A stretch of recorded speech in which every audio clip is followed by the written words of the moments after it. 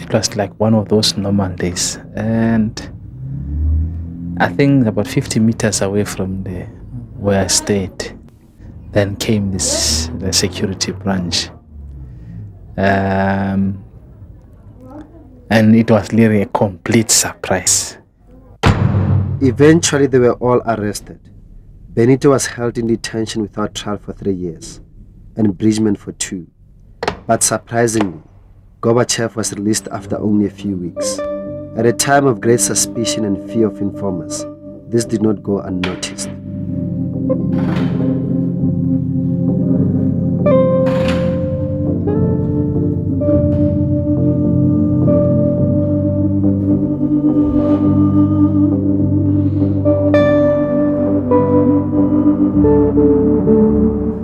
One of the things that were done by the system was not only to destroy us politically, but to destroy us physically, mentally, psychologically, and otherwise. So that when we get out of jail, because they would put you there for a year or so, 3 years, without being tried, the aim being to break you.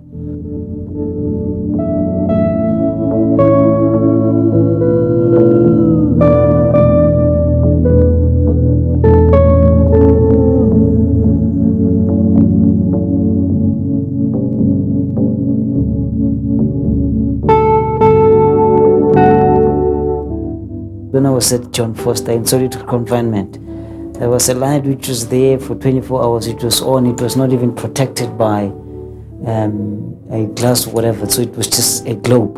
So the brightness affected me. At night, I would have nightmares. In those nightmares, it would be like replaying the interrogation, and I had to change my position, face the other direction from time to time, because if facing that direction, I would have nightmares. Good mama, good mama, good mama.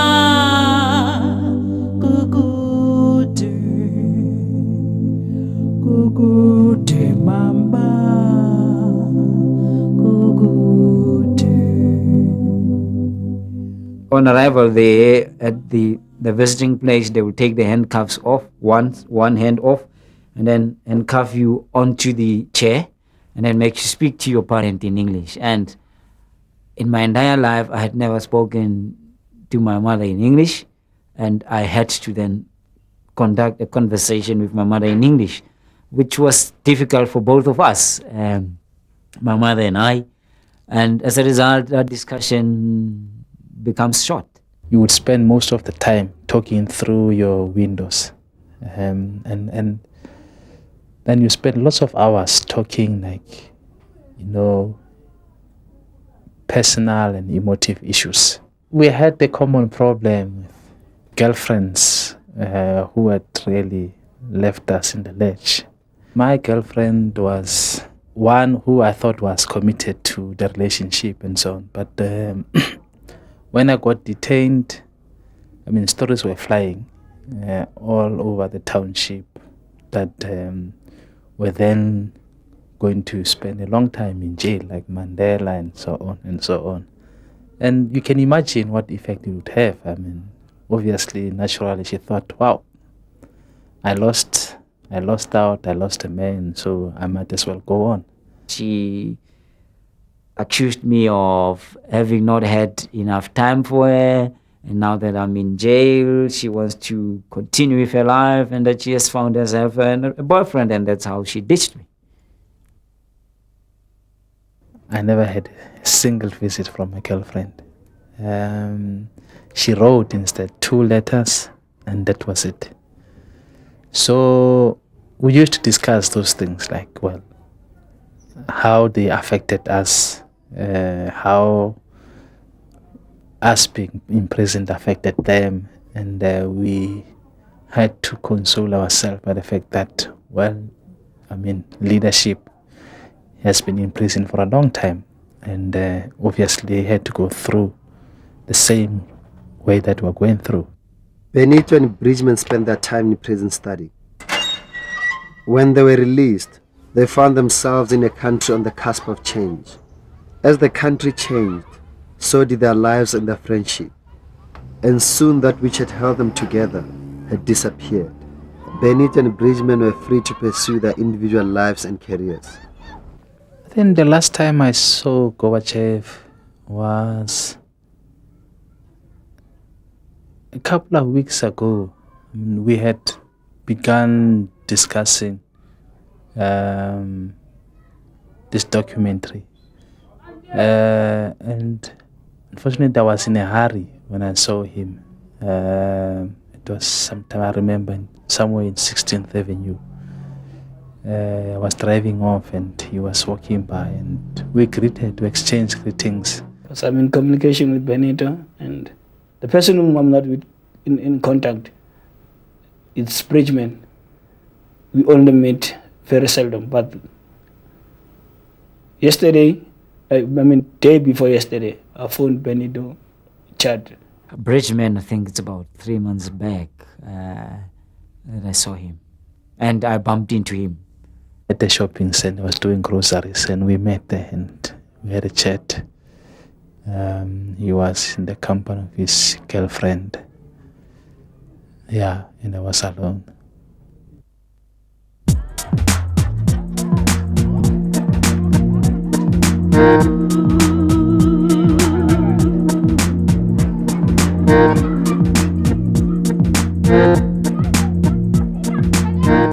I tried to understand my 3 participants, and at times I tried to be their friend.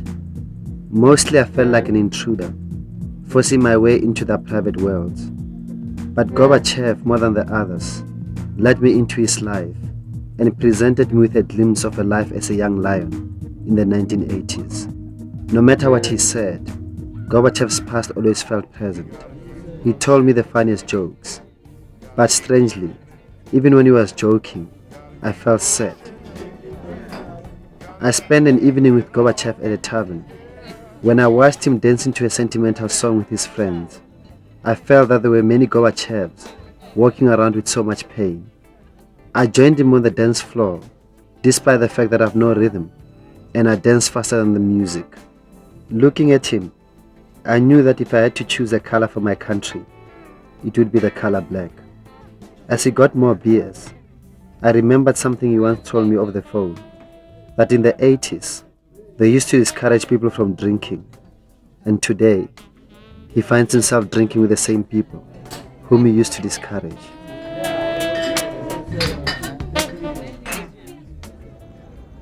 Of the 3, it is Gorbachev who bears the most obvious scars of his past. Ironically, the system damaged him more effectively than any torture and detention could have done. The system used tactics to divide us, and particularly where they see that there's a coherent unit. They want to go into that unit, break it apart, and they will do that by alleging that somebody is an informer. His release cast some suspicion as to why he was released when all of us were there. Did he sell out? We wouldn't confess, even if under tension, they would ask, do you know Benito? I would say, yes, I know Benito. How do you know him? No, he is in love with my sister. I know him like that. He'd say, kak, je praat kak. Say, nek, praat nie kak, sê die waarheid. Was quite young, and we understood the fact that if he was really turned against us, we couldn't blame him. They could have done anything. He wouldn't have had any strong resolve to resist. Did you inform on your comrades? No, I didn't.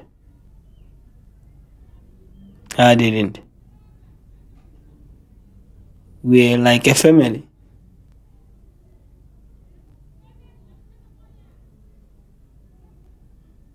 Rumors about Gorbachev being an informer, I think they are devoid of any truth. Many are called, but few are chosen.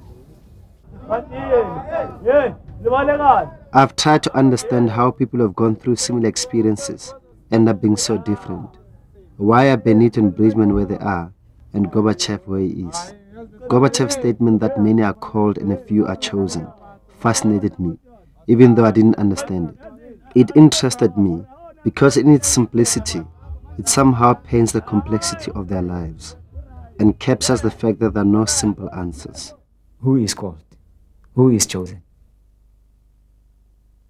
This is not necessarily calling, but it's you taking your own destiny, forging ahead to where you want to be. He relied on the group for advice and guidance. And as the group got shattered by detentions and moving to different directions, that support system wasn't there for him. And as a result, he could not withstand the pressures alone. As a result, he is where he is now. That's my opinion. The fact that he had to involve himself in the struggle because of apartheid is but one reason. But having said that, at the same time, I strongly believe that we are masters of our own destiny. What he is today really also has to do with him having, in a way, failed himself, got himself victimized to a certain extent that he couldn't achieve part of his dreams or aspirations. Yeah, at some stage I become bitter, but then when looking at the situation itself, I mean, one has got to change his lifestyle. I mean, you cannot focus on one thing for the rest of your life. I mean, to me, politics was not a career. I was involved, I contributed a lot, but I know at the end of the day, one should give thanks to me, even though they didn't.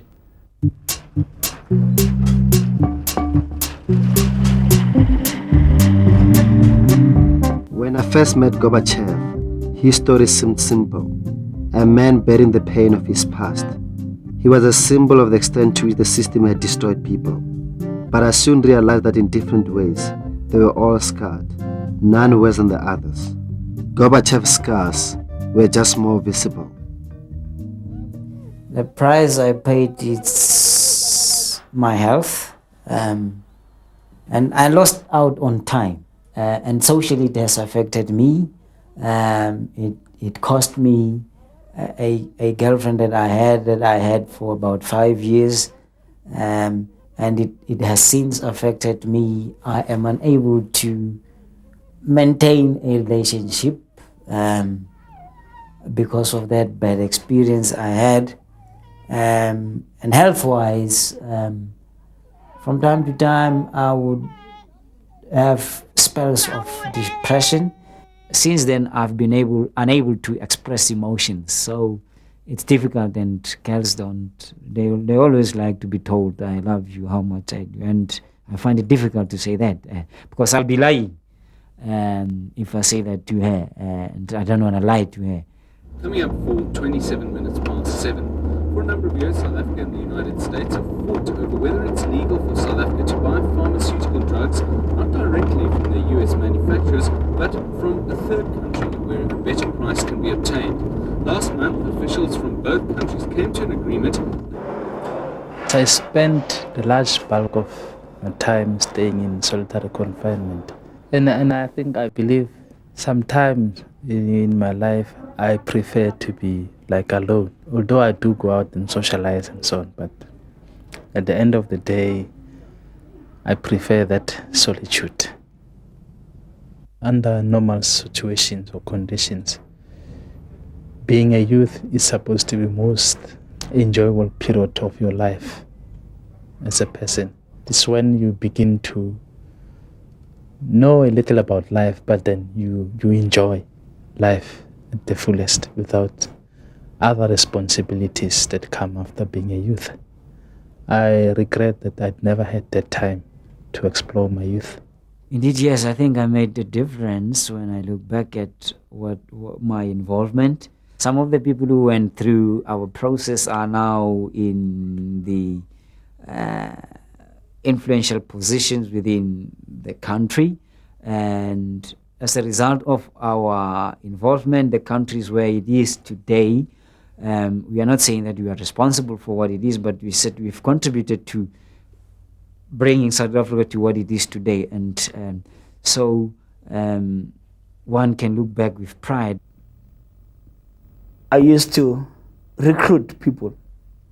You know, I was good in recruiting.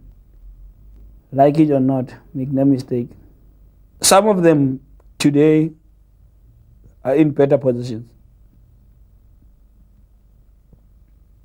Who are my recruits? Who knew struggle through me? And I'm proud of that.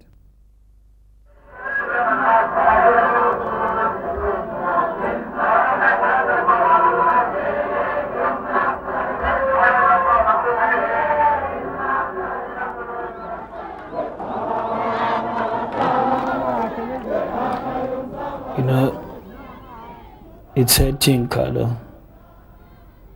I mean, what was happening in the past, it was sad. And if you rewind what happened, I mean,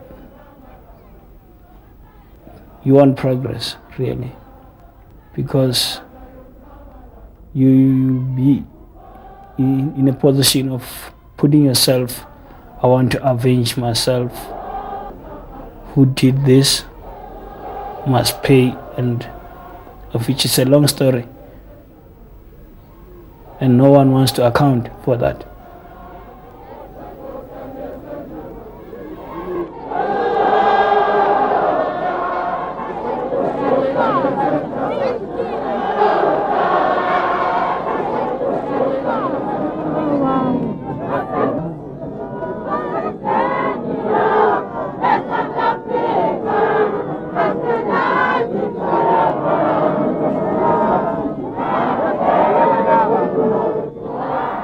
You know, once you get exposed to a lot of bloodshed, killings, as it were then, attitudes were hardened. People's resolve grew stronger and stronger, such that they became detached emotionally. So basically, that's what would happen. I mean, the situation was so abnormal. I mean, you would be exposed to so many killings of close people around you. I mean, at first, when it begins, obviously you would break down and so on. But when it accelerated and lots of people were like dying and dying, it no longer means anything to you emotionally.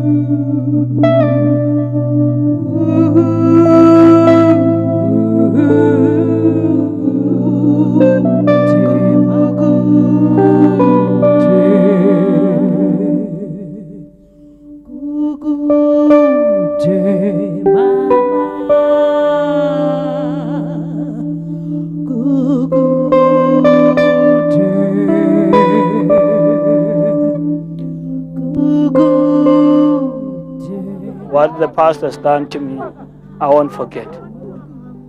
But I will forgive, but I won't forget.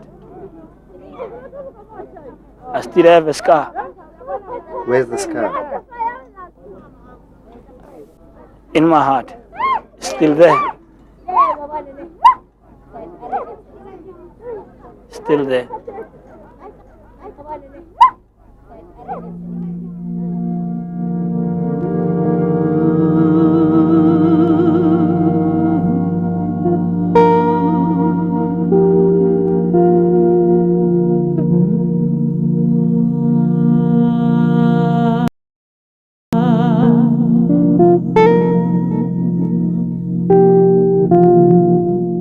I knew from the start that the three of them had to meet sometime, but I didn't know what to expect from their meeting. I don't know what they said. Maybe they discussed Gorbachev's notion of many being called and a few chosen, or reminisced about the past, or maybe, like human beings usually do, they just made small talk. It didn't feel right to ask. I had asked too much already. But for that brief moment, from where I stood, they were the young lions again.